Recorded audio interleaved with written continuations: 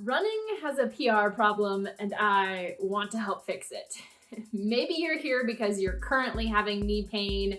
Maybe you are simply trying to become a better runner. But today I want to dispel some myths and give you some very specific exercises to help with knee stabilization.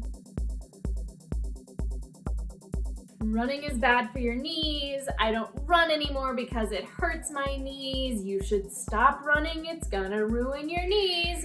Give me a yes in the comments below if you've heard any of those. It is not true, my friends. I have spoken with many orthopedic surgeons and other doctors. Running itself is not the problem. However, bad running form or the more common issue of not doing any cross training, meaning not working that core and those hips, that's where runners get into trouble. I've talked before about foot strike and running form, so I will make sure those videos are linked below.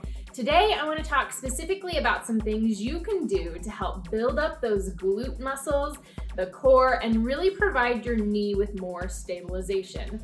Now, I want to say, start with making sure you've been working your hips and your core in general. These aren't crazy advanced moves, but they are the next level up from doing things like hip bridges and clamshells. And if you have no idea what I'm talking about, make sure you subscribe to my newsletter. I am constantly sending out those tips, those workouts, and those videos. So let's dive into today.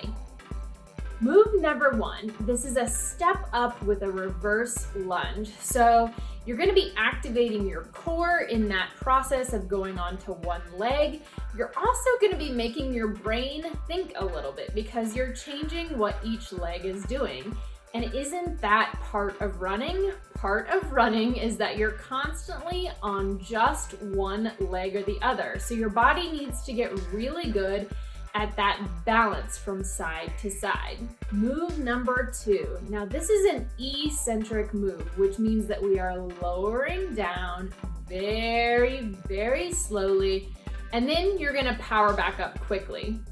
You can do this off of any level. So start with just a low step, see how far you can go.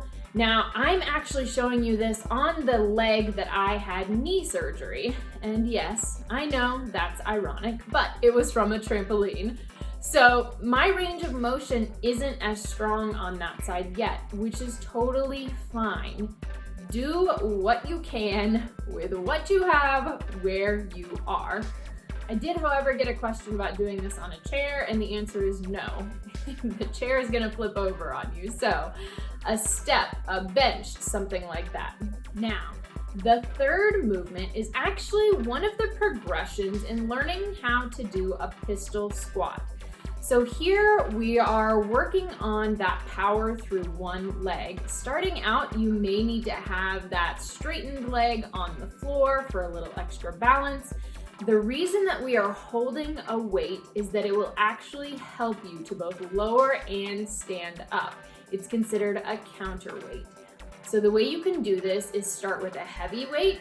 You will slowly reduce the weight. Then you can go to no weight.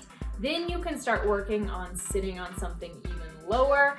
So this gives you a great progression, and each time you are building strength around those knee muscles, your quads, your glutes. And when you're holding that weight, I've really noticed it forces you to fire up that core. So these three moves are working everything in your body to help ensure that you're gonna be a runner who no longer says, I have knee pain, and when someone asks you about it, you can say, no, no. My running coach, Amanda Brooks, says, it does not cause knee pain because I am doing all the right things. As always, you guys, make sure you're on the newsletter. And if you have questions, feel free to drop them below. We also have a new amazing running group online, and I'm gonna drop a link to that too so you can find out more.